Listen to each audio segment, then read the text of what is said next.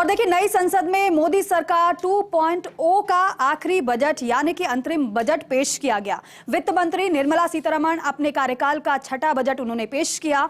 वित्त मंत्री ने 57 मिनट में देश का पूरा वित्तीय लेखा जोखा जनता के सामने रख दिया।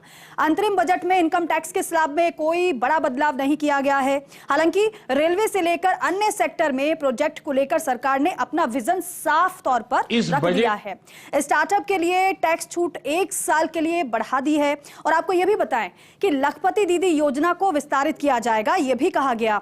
राज्यों को ब्याज मुक्त कर्ज योजना जारी रहेगी। साथ ही साथ 3 नए रेल कॉरिडोर बनाए जाएंगे। इंफ्रास्ट्रक्चर पर 11% ज्यादा खर्च किया जाएगा। रक्षा खर्च की अगर बात की जाए तो वो 11.1% बढ़ाया गया है और ये जीडीपी का 3.4% होगा। राजकोषीय घाटे की बात करें तो 5.1% रहने का अनुमान जताया गया है। तो वहीं 44.90 करोड़ रुपए का खर्च है और 30 लाख। आपको बताएं कि यहां पर बड़ी बात कही गई वित्त मंत्री की तरफ से, लेकिन अब अलग अलग क्या बड़ी बड़ी बातें कही गई वित्त मंत्री की तरफ से, चलिए आपको वो बताना शुरू करते हैं। इंफ्रास्ट्रक्चर बजट की सबसे पहले बात करते हैं, जिस पर सबसे ज्यादा फोकस है, जिसे आप बुनियादी ढांचे के तौर पर जानते हैं। पीएम आवास के तहत 2 करोड़ घर बनाए जाएंगे। हर महीने 300 यूनिट फ्री बिजली मिलेगी लोगों को। 1 करोड़ घरों में मुफ्त बिजली मिलेगी। तो देखिए, सबसे अहम यही है घर बनाने की बात, क्योंकि आपने देखा था प्रधानमंत्री नरेंद्र मोदी को जब वो संबोधित कर रहे थे, उन्होंने कहा था काश उस समय ऐसी स्कीम होती तो मेरे पास भी अपना घर होता। हर महीने 300 यूनिट फ्री बिजली मिलने की बात कही गई है। इसके साथ साथ 1 करोड़ घरों को मुफ्त बिजली मिलेगी। हालांकि सूर्योदय योजना के तहत, क्योंकि रूफटॉप सोलर प्लांट को भी कैसे बढ़ावा मिलेगा, इसको लेकर भी सरकार ने अपना विजन साफ कर दिया है, लक्ष्य भी तय कर दिया है। 1 करोड़ जो पात्र लोग होंगे उनको लाभ मिलेगा। लेकिन राजकोषीय घाटे की बात की जाए तो राजकोषीय घाटा जीडीपी का 5.8% अनुमान जाहिर किया गया वित्त मंत्री की तरफ से। हालांकि कोई ज्यादा बदलाव नहीं देखने को मिला, कोई लोक लुभावन घोषणाएं नहीं सुनने को मिली। लेकिन 2024-25 में 30.80 लाख करोड़ प्राप्ति अनुमानित वित्त मंत्री ने जताई है। इसके अलावा अगर टैक्स की बात करें तो टैक्स से 26.02 लाख करोड़ मिलने का अनुमान जताया गया है। और ये इसलिए भी है क्योंकि सरलीकरण की बात कही जा रही थी लगातार, जिससे कि जो टैक्स पेयर हैं उनको किसी प्रकार की कोई परेशानी ना हो, क्योंकि जटिल प्रक्रिया से जो टैक्स पेयर हैं उनको काफी परेशानी होती थी। लेकिन सरकार की तरफ से ये पहले ही साफ कर दिया गया था कि हम सरलीकरण की ओर आगे बढ़ रहे हैं, जिसकी जो टैक्स पेयर हैं वो टैक्स पे कर रहे हैं, उनको परेशानी ना हो। टैक्स से 26.202 लाख करोड़ मिलने का अनुमान जताया गया और ये बढ़ोतरी हुई है। पीएम मुद्रा योजना के तहत 43 करोड़ लोन मंजूर किए गए हैं। ये बेहद अहम रहा क्योंकि 30 करोड़ महिला उद्यमियों को इससे फायदा हुआ है। ये भी वित्त मंत्री ने बताया जब अंतरिम बजट वो पेश कर रही थी। इसके साथ साथ राजकोषीय घाटे का भी जिक्र उन्होंने किया और अनुमान भी जताया गया, क्योंकि विकसित भारत का लक्ष्य लेकर चल रही है सरकार। और ये भी अनुमान जताया गया कि $7 ट्रिलियन इकोनॉमी होगी आगे आने वाले समय में 2030 तक। लेकिन राजकोषीय घाटे की बात करें तो 5.1% रहने का अनुमान वित्त मंत्री की तरफ से जताया गया है। अब आगे बढ़ेंगे। 44.90 करोड़ रुपए का खर्च है। 30 लाख करोड़ का रेवेन्यू आने का अनुमान वित्त मंत्री की तरफ से जताया गया। ये इंफ्रास्ट्रक्चर बजट आपको वो बता रहे हैं कि जो बुनियादी ढांचा है उस पर कैसे फोकस किया जा रहा है। और जब बुनियादी ढांचे पर जब फोकस किया जाता है तो वो दूरगामी होता है। दूरगामी वो कार्य होते हैं जिससे कि आगे आने वाले समय में उसका फायदा मिल सके लोगों को। 30 लाख करोड़ का रेवेन्यू आने का अनुमान जताया गया है। ब्लू इकोनॉमी 2.0 के तहत नई योजना शुरू होगी, ये भी वित्त मंत्री ने बताया है। तो ये इंफ्रास्ट्रक्चर बजट आपने देखा, क्या बात कही गई वित्त मंत्री की तरफ से। लेकिन किसान स्पेशल क्या रहा वित्त मंत्री की बातों में, चलिए वो भी आपको हम बता देते हैं, समझा देते हैं। क्योंकि जो कृषि है वो हमारे जीडीपी में एक बहुत बड़ा रोल अदा करती है। और यही वजह है जब कोरोना काल में पूरी दुनिया की अर्थव्यवस्था किस तरीके से चरमरा गई थी। आपने देखा कि अभी जो अन्य देश हैं, दुनिया भर में देश हैं, जो ग्रोथ रेट बढ़ने की बात निकलकर सामने आ रही है, जो भारत कह रहा है कि 7% की रफ्तार से ग्रोथ रेट बढ़ेगी, वैसे ही जो जूझते हुए अन्य दुनिया नजर आ रही है, जूझते हुए अन्य देश नजर आ रहे हैं। लेकिन उससे तक किसान स्पेशल क्या बातें प्रमुख रही वो आपको बता देते हैं। किसानों की आय बढ़ाने की कोशिश पर फोकस किया जा रहा है। फसलों पर नैनो डैप का इस्तेमाल होगा। डेयरी विकास के क्षेत्र में काम होगा। दुग्ध किसानों को बढ़ावा दिया जाएगा। इसके साथ साथ 1361 मंडियों को ई नेम से जोड़ा जाएगा। तिलहन के अनुसंधान को बढ़ावा मिलेगा। 1 लाख करोड़ ब्याज मुक्त ऋण मिलेगा। किसानों को दीर्घकालिक वित्तीय मदद मिलेगी। इसके साथ साथ किसानों पर, कृषि पर किस तरीके से फोकस है सरकार का, यह भी बताया गया वित्त मंत्री की तरफ से। 5 इंटीग्रेटेड एक्वा पार्क स्थापित किए जाएंगे। एमएसएमई को समय पर पर्याप्त पूंजी दी गई है। इसके अलावा एमएसएमई इसलिए बेहद ज्यादा जरूरी है क्योंकि जो सूक्ष्म और लघु उद्योग हैं उसको कैसे बढ़ावा सरकार दे रही है। सी फूड का निर्यात दोगुना हुआ है। अलग से मत्स्य पालन विभाग बनाया गया है। यह भी अपने विजन में साफ तौर पर दर्शाया गया है सरकार की तरफ से। तो किसान स्पेशल क्या रहा वो आपने जान लिया, लेकिन अब स्वास्थ्य पर फोकस किस तरीके से सरकार का है वो भी आपको अब समझा देते हैं और बता देते हैं। चलिए, स्वास्थ्य पर फोकस की जब बात आ रही है तो नई मेडिकल कॉलेज खोले जाएंगे और जिसकी जरूरत भी है आज के समय में। सर्वाइकल कैंसर रोकने के लिए टीकाकरण किया जाएगा। मिशन इंद्रधनुष में टीकाकरण बढ़ाया जाएगा। 9 से 14 साल की लड़कियों को मुफ्त टीका लगाया जाएगा। आशा बहनों को आयुष्मान योजना का लाभ मिलेगा। मिशन इंद्रधनुष की बात की जाए तो टीकाकरण को बढ़ावा दिया जाएगा 9 से 14 साल की लड़कियों को, क्योंकि स्वास्थ्य पर सबसे ज्यादा फोकस इसलिए भी जरूरी है। बीमारी की वजह से हर साल कितने ज्यादा लोग जान गंवा देते हैं, उस पर कैसे रोक लगाई जाए और काबू पाया जाए, क्योंकि शिक्षा, चिकित्सा ये बेहद अहम होती है। पोषण की बात करें तो पोषण 2.0 के अमल में तेजी लाई जाएगी।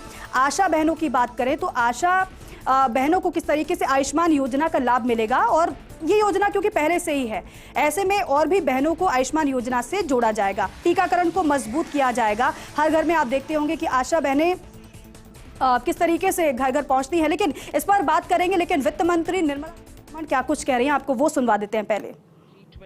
All parts of the country participating in the growth. Price stability and inflation management. Handling the health and economic fallout of COVID. Build out of physical, digital and social infrastructure. DPI as a factor of production almost for formalization and financial inclusion and growth of the economy. Cleaning up the banking system, GST, one nation, one market and one tax, the IBC. So if you were to look at governments, I've listed some of them. So your GDP, as we look at governance, development and performance, I have something to say on each of these. So this budget, or vote on account, is getting presented with the GDP that we want to speak to you about. And in that, the fiscal management actually is something which I would like you to spend some time, even as you go through the budget. But I'll flag it here. Bringing down the fiscal deficit in spite of very challenging times, as per the announced consolidation path, and with transparency and prudence. So in fact, I was just remarking to my officers this morning, most of you all had already calculated the figures, RE revenue, RE expenditure, this is what it is, because every month you get the reports coming out.